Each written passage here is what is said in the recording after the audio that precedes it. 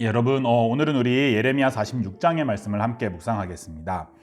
예레미야 43장과 44장에서 이스라엘 백성들은 바벨론 제국의 보복 공격을 피하여서 애굽으로 도망을 갔습니다. 하나님은 이스라엘 백성들에게 그대로 머물러 있으라고, 하나님께서 보호해 주실 것이라고 말씀하셨음에도 불구하고 그들은 하나님의 말씀을 어기고 애굽으로 도망을 갔죠.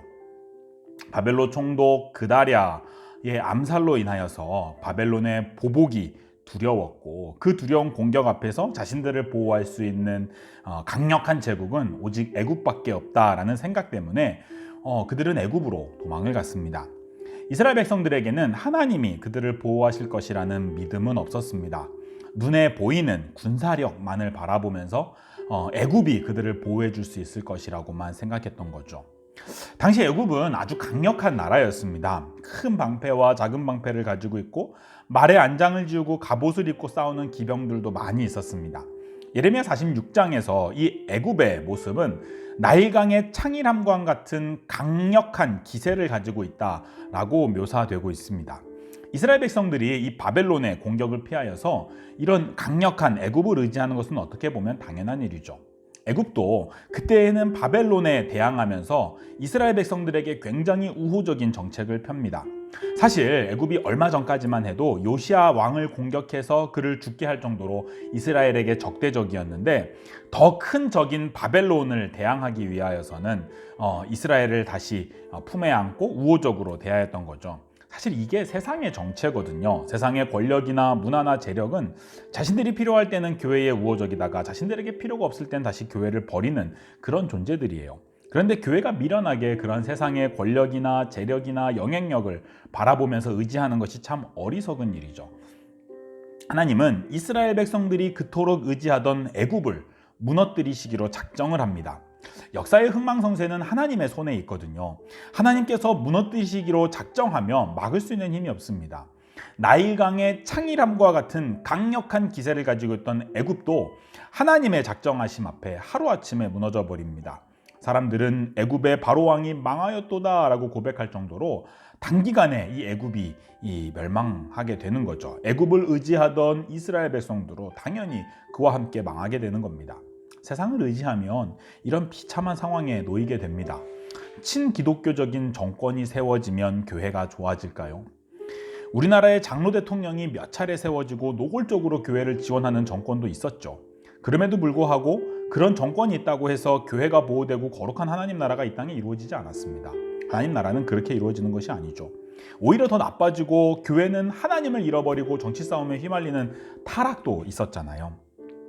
친기독교적인 기업이 번성하면 교회가 좋아질까요? 우리나라에 좋은 기독교 기업들도 많이 있지만 그런 기업들, 그런 돈 자체가 교회를 거룩하게 하지 못합니다. 그리고 이 땅에서 교회를 보호하지도 못하죠. 기독교 기업의 실수나 또는 기독교 기업의 몰락이 교회를 수치스럽게 할 때도 많이 있습니다. 우리는 눈에 보이는 어떤 힘, 사람들, 정권, 세력이 교회를 보호한다고 착각하고 그런 힘들을 우리가 가져야 된다라고 생각합니다. 세상에서 영향력을 가지고 있어야 된다고 생각하고요. 돈을 많이 벌어서 교회를 보호한다고 생각하고요. 정치를 잘해서 교회를 보호한다고 생각합니다. 아닙니다. 이스라엘이 애굽을 의지하듯이 그런 것들은 다 어리석은 헛된 것들입니다. 교회가 하나님 외에 다른 것을 의지하면 도리어 큰 수치를 당하게 됩니다. 그것이 예레미야 46장이 우리에게 보여주는 교훈이죠. 세상은 우리를 보호하거나 우리를 도와줄 대상이 아니라 우리가 세상에 그리스도의 빛을 드러내야 됩니다. 세상은 언제나 문제가 많고 언제나 하나님을 대적하는 사람들이거든요. 하나님을 알지 못하니까요. 어둠 속에 있으니까 이는 당연한 일이죠. 그런 자들에게 우리는 그리스도의 빛을 드러내는 존재들입니다. 그런데 우리가 그들에게 그리스도의 빛을 드러내고 이스라엘 백성들이 이방의 빛을 드러내야 되는데 그러기는커녕 오히려 이방을 의지할 때에 이스라엘 백성들이 수치를 당하는 것처럼, 우리가 그리스도의 빛을 드러내기보다 세상을 의지하게 되면, 세상의 보호를 기대하게 되면 오히려 수치를 당하게 되는 거죠. 우리는 세상의 모든 것이 다 하찮게 보일 정도로 하나님이 크게 보이는 믿음이 필요합니다. 친기독교적인 정권이든 반기독교적인 정권이든 우리가 하나님께 시선을 고정하고 하나님의 그늘 아래에 있으면 우리는 평안합니다. 정권이 아무 상관없죠. 모든 정권은 그리스도의 빛이 필요한 어둠 가운데 있는 존재들에 불과합니다. 이스라엘 백성들이 반이스라엘 제국이었던 바벨론을 두려워하거나 친이스라엘 제국이었던 애굽을 의지하지 않고 진실로 하나님을 의지하며 하나님께서 말씀하신 대로 이스라엘 땅에 그대로 머물러 있었더라면 하나님의 보호를 경험하였을 겁니다. 오늘 우리에게도 그런 믿음이 필요하죠.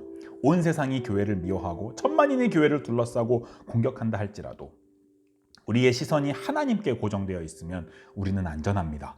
우리의 평안함은 하나님께 있기 때문에 그렇죠. 문제는 우리에게 하나님 외에 다른 것이 너무 크게 보인다는 겁니다. 세상의 문제들, 세상이 교회를 공격하고 세상이 타락하고 세상이 약해지는 것들이 너무 크게 와닿는 거죠. 아닙니다. 그들에게는 우리가 빛을 비춰주지 못해서 그렇습니다.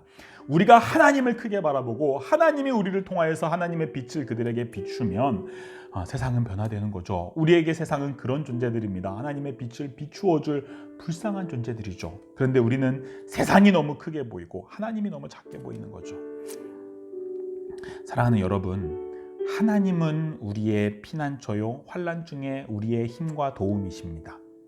사람들은 말과 병거를 의지하지만 우리들은 오직 여호와 하나님만을 바라봅니다.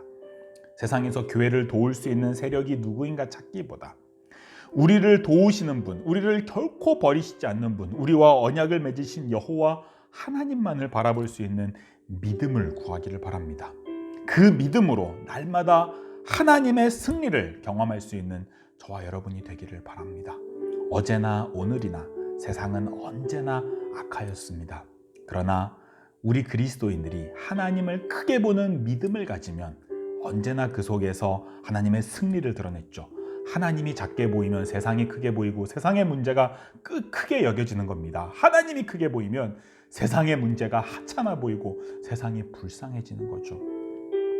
날마다 믿음으로 하나님의 승리를 경험할 수 있는 저와 여러분 되기를 바랍니다. 하나님 크신 분임을 오늘도 믿고 고백합시다. 고맙습니다, 여러분. 사랑합니다. 축복합니다, 여러분.